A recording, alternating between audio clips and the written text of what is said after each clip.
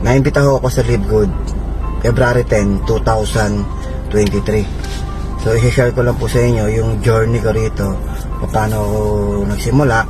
So tinawagan ako ng madaling araw, February 10. Then nag-join ako February 10 din, nung lumiwanag, mga alas 2 na ng tanghali po yun. So ngayon, 1 taon na rin po ako sa Live Good. So sa awa ng Diyos po, nagkaroon na po ng resulta. Ito po, itong sasakyan na to, biyaya po ng Diyos sa atin mula po sa Live Good. Hindi naman po sa pag-aano, ito po ay nabili ng cash sa awa ng Diyos, and nakabili na rin po ng investment na bahay. And ngayon po, sa ngayon meron na akong 7 diamonds under my team. So to God be the glory. Napaka-bless talaga. Imagine that time nagtitinda lang ako ng tubig. Pero bago pa ako nagtinda ng tubig, ang pinakamatagal ko pong tinda ay price. Nagtitinda po ako ng price. So nung na-invite ako dito, tinda ko tubig. Parang hopeless na ako dahil sa edad ko, I am 48 years old na eh. So na-invite ako dito, feeling ko parang saan pa ba ako pupulutin. Hindi ko alam saan ako pupunta eh, kasi habang buhay na ako nagtitinda, mula nung bata ako nagtitinda ako eh. Eh nung nakita ko yung opportunity na to, sabi ko gagawin ko to. Kung dito aasahin sa buhay ko, gagawin ko to.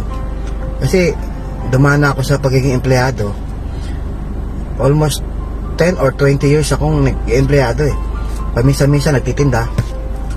So wala nangyari, nakaipon lang ako ng payslip. Diba? Pero wala eh.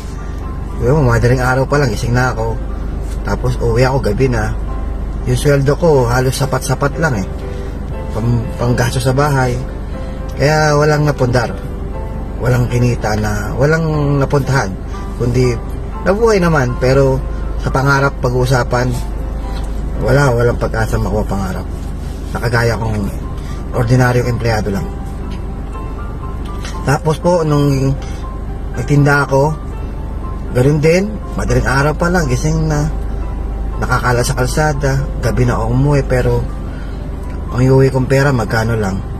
So naisip ko tuloy na hanggang kailan ba ako ganito, parang wala nang pag-asa. Pero nakita ko si Live Good, nagkaroon ako ng pag-asa. Sabi ko, kahit mahirap to, gagawin ko to. So hindi ako nag-iisip na madali.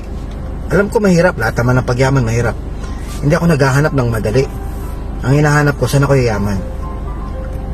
Wala na akong pakialam kung mahirap, basta kung saan ako yayaman, kung saan ako may chance. Kasi sa empleyado, magiging empleyado, wala na akong chance dyan eh.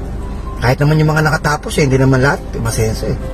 So lalo na sa akin na hindi nakatapos, so wala akong chance para yumaman dyan. Sa business, wala naman akong malaking kapital, so wala rin akong chance dyan. So na-try ko na rin eh. Ilang taon din ako nag-try ng negosyo eh. Food cart, minsan may sidecar ako, siomai, empanada, donut, scramble. So hindi kaya pag maliit lang kapital. So nakita ko itong Live Good, sabi ko kahit paghirapan ko to, okay lang. Kung dito naman sa paghihirapan ko, asenso ko, diba? Mas mabuti na maghirap ako na may pag-asenso kaysa yung naghihirap ako nang wala namang asenso. So kaya inaral ko yung Live Good, minaster ko. So ang unang gawin mo, masterin mo yung Live Good, aralin mo, kabisaduhin mo.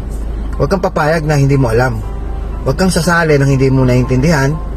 Huwag mo rin i-reject nang hindi mo rin naiintindihan. Kailangan maintindihan mo muna siya bago mo desisyonan kung yes or no. So yun yung ginawa ko. Inintindi ko muna siya. So masterin mo, kailangan kaya mong ipaliwanag.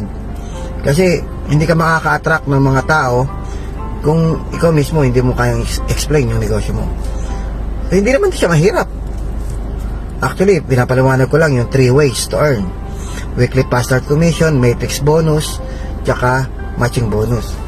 Yung tatlo madali na yun eh. Yung influencer, yung retail commission, tsaka yung diamond bonus pool, madali na yun eh.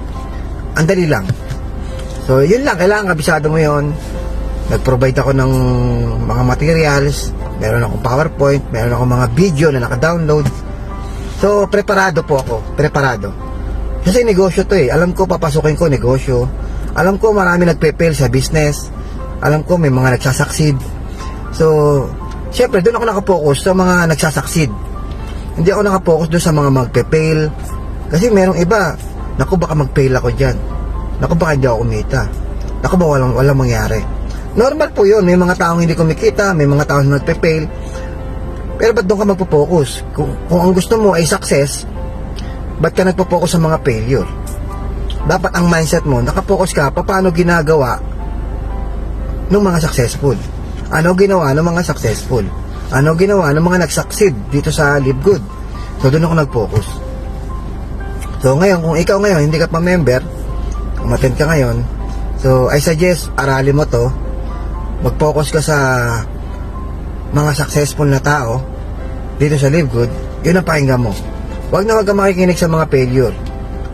Magiging failure ka rin. Kasi wala silang ituturo sa'yo kundi mag-fail. Kasi hindi nga sila naging successful. Ano ituturo nila sa'yo? Kahit mga magulang ko, kapatid ko, hindi ko pinakikinggan yun. Kasi alam ko, Live Good to. Wala naman sila sa Live Good. Hindi naman sila successful sa Live Good. Hindi pa nga nila alam ang Live Good. Narinig lang nila ang Live Good.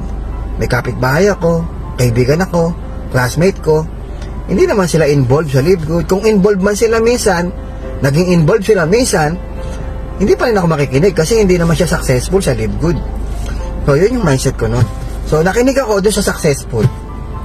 Okay, that time, ang successful sa Live Good, si Kuya Fernan. Kuya Perds. Silang dalawa. Sa kanila ako nakinig. So, tapos ginawa ko to hanggang naging diamond po ako in 2 months.